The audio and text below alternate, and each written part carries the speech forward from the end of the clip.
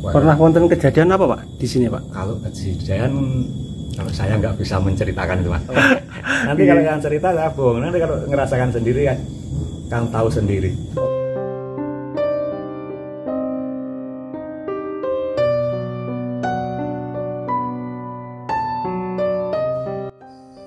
Pemakaman Giri Sampurno, Desa Tanjung Sari, Kecamatan Pacitan.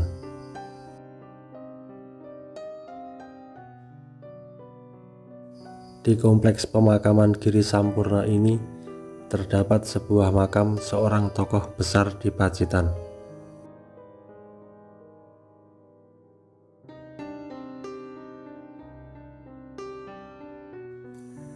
Jalan menanjak menjadi rute awal untuk menuju makam.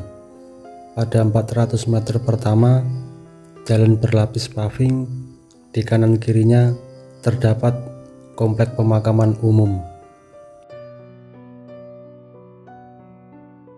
Pengunjung dapat menggunakan motor hingga sampai di area parkir. Sesampainya di pelataran makam, rimbunnya pepohonan di sekitar membuat pemakaman di Giri Sampurno ini terlihat sangat sejuk, bahkan terlihat terawat dan sangat rapi.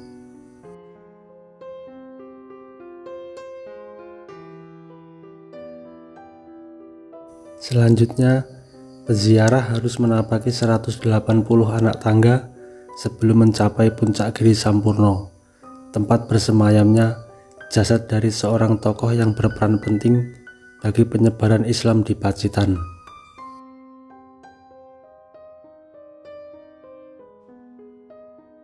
Beliau juga dikenal sebagai seorang bupati di daerah yang juga dikenal dengan sebutan Wongker Kidul. Tokoh tersebut tak lain adalah Kanjeng Jimat.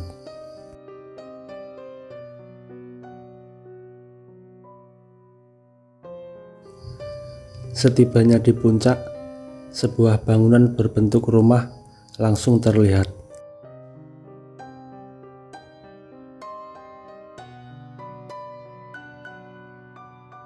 Di pintu masuk makam Kanjeng Jimat, terdapat pintu ukir yang sangat indah dan menarik.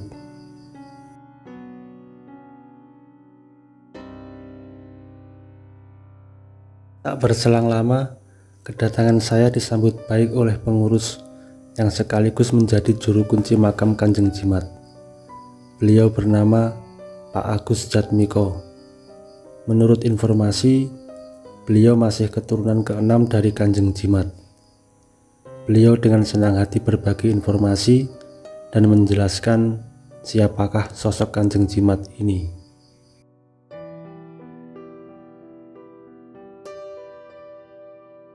Dengan Bapak siapa?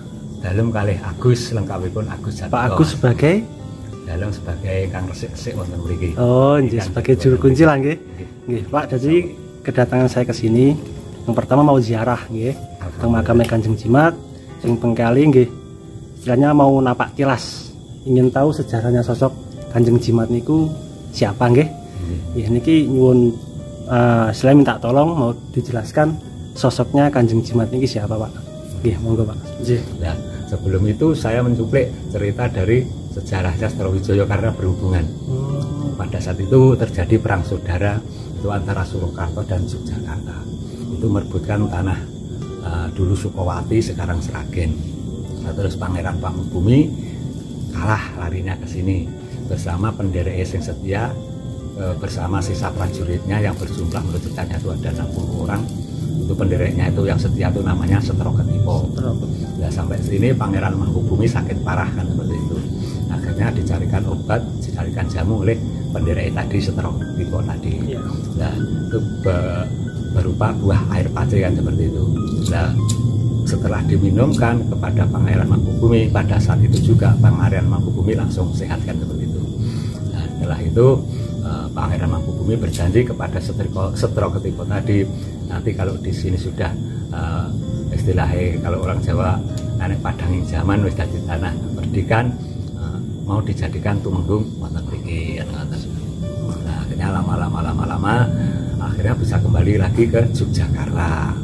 Nah, Mangkubumi tadi lupa sama janjinya kan seperti itu. Oh iya. Nah, terus Setro Ketiko cari cara untuk mengingatkan Pangeran Mangkubumi. Akhirnya kan mengganggu keputerannya Pangeran Mangkubumi. Nah, akhirnya ditangkap, mau dihukum mati kan seperti itu. Oh iya. Nah, setelah mau dihukum mati, ditanyai permintaan yang terakhirnya apa kan seperti itu.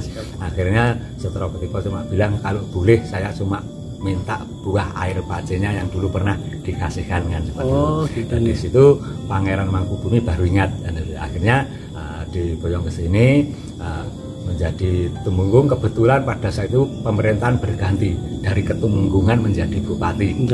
Itu di tahun berapa Pak kira-kira Pak? Itu kira-kira tahun 1740-an kalau nggak salah. Oh iya. Ya, itu udah. Setelah itu diboyong ke sini dari menjadi bupati dengan gelar Setrowijoyo kan itu kita dapat gelar Setrowijoyo. Nah,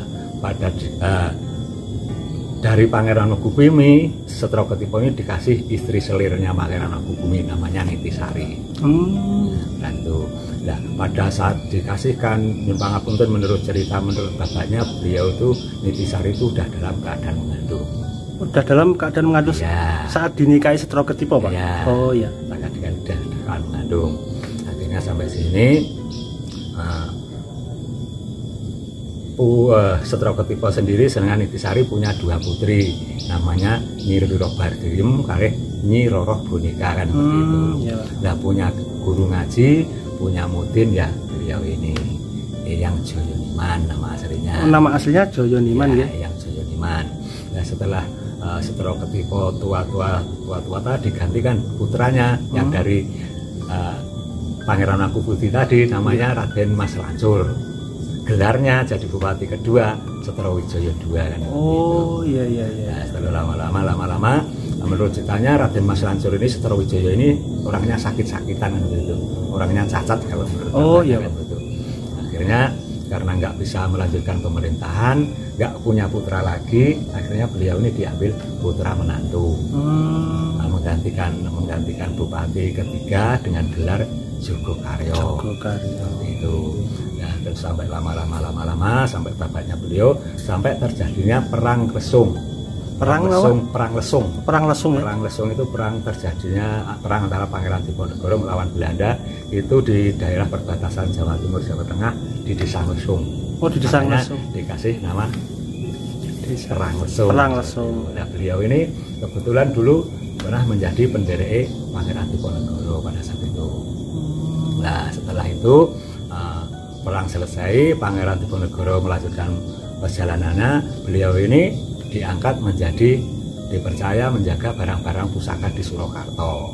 Sedangkan yang di sini dipegang oleh putra-putranya. Putra Kanjeng Jimat ya? Nah, terus sampai sana sampai sepuh, sampai dapat gelar Kanjeng Jimat. Nah, sampai sedone wonten mriku. Dan sebelum itu beliau berpesan agar dimakamkan di Pacitan. Nah, itu mungkin sedikit sejarah dari beliau. Kurang lebihnya saya mohon maaf yang sebesar-besarnya. Nah, kalau ada pertanyaan, ada yang mau ditanyakan monggo. Kalau saya bisa jawab, saya jawab. Kalau nggak bisa ya nyuruh ampun kata. Monggo. Iya Pak, jadi meninggalnya Kanjeng Jimat niki tahun berapa Pak? Kalau meninggal lahirnya itu tidak ada keterangan Mas, cuma bapaknya beliau tahun 1825. 1825 yang Joyoniman gelarnya Jogokaryo. Nah, gelar beliau kan banyak. Waktu menyebarkan agama Islam beliau dapat gelar Pojokromo, jadi bupati gelarnya Jogokaryo. Terus Kanjeng Jimat ini gelar waktu menjaga barang-barang pusaka dan Surakarta kan. Berarti sosok Kanjeng Jimat ini termasuk kiai nggih? Ya, termasuk kiai. Ada cerita soal karomahnya beliau Pak? Mungkin karomah itu masing-masing kalau saya sendiri sih nggak berani Mas bilang. Gitu. yang jelas masing-masing orang itu kesini punya anu sendiri-sendiri, punya apa ya, punya istilahnya versi sendiri-sendiri. Ya, nanti kalau saya bilang gini kok saya bilang ke sana, saya bilangnya nanti ada iya ada perbedaan nggih. Ya jelas beliau salah satu ulama, salah satu penyebar agama Islam di Pacitan. Pak, pantangan-pantangan yang dilarang kesini itu apa Pak? Selain kita melakukan apa gitu Pak? Sebetulnya kalau pantangan itu sama saja Mas, nggak ada pantangan tertentu. Karena namanya ziarah itu sama aja, aturannya sama aja, aturannya sama aja. Jadi ya kita kalau mau ziarah itu utamanya kita kalau mau menghadap, yang utama kita kan menghadap yang Maha Esa kan seperti itu, yang Maha Esa. Ya, gimana sewajarnya lah, pakaian yang rapi, apa gitu kan, yang kesopanan lah yang jelas itu. Gitu. Pernah wonten kejadian apa Pak di sini Pak? Kalau kejadian, kalau saya nggak bisa menceritakan itu Mas. Oh, itu. Soalnya barang-barang seperti itu nanti kalau yang percaya, kalau yang enggak nanti dikira kita apa ya? Membuat apa ya? Menimbulkan apa ya? Suatu permasalahan sing itu, yang riskan sekali. Ya kalau mau tahu, kalau mau merasakan, ya coba aja sendiri. Itu aja. Nanti kalau yang cerita saya bohong. Nanti kalau ngerasakan sendiri kan tahu sendiri. Begitu. Kalau sudah menyangkut yang seperti itu saya nggak berani cerita. Pak, jadi makamnya beliau Kanjeng Jimat itu yang sebelah mana Pak? Kalau makamnya itu yang dua itu, yang besar itu Kakung sama Putri. Oh, yang Kakung yang sebelah? Yang sebelah kiri nggih. Oh nggih, yang Putri sebelah kanan ngoten nggih. Terus kanan kirinya lagi itu putra-putranya. Oh, putra-putranya semua laki-laki Pak? Putranya banyak Mas, putranya itu ada 18. Itu yang Kakung itu ada 10, yang Putri itu ada 8. Itu menurut ceritanya dengan 4 istri. Dengan 4 istri nggih? Ya, yang sudah jelas, istilahnya apa ya?